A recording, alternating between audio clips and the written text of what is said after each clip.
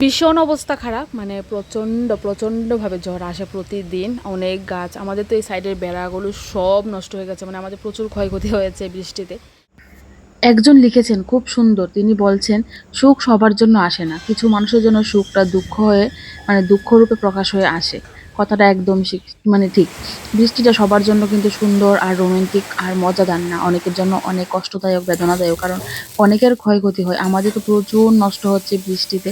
প্রচুর, মানে কি বলবো, একদম চতুর্দিকে বাড়ি ঘরে বেড়া টেরা সব ফেলে দিয়েছে। গাছ মাছ অনেক গাছ লাগিয়েছিলাম, মানে মরিচের চারা, ছোট ছোট ক্যাপসিকামের চারা, তারপর মরিচের চারা সব মানে নষ্ট হয়ে গেছে। তারপর বাড়িতে তো এত পরিমাণে ঘাস হয়েছে, মানে বলার মতনই। সবার জন্য সুখ থাকে না, কিছু মানুষের জন্য সুখটা দুঃখ হয়ে আসে। পেন্টুটা পড়েছে বাবু, বড় হয়ে গেছো তুমি, এখানে আসো।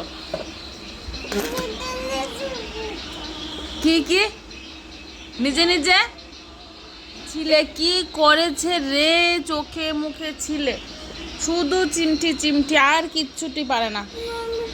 মাম্মা মাম্মা কি করবে পেন্টুটা। সো হ্যালো এভরিওয়ান, কি অবস্থা সবার, কেমন আছেন সবাই?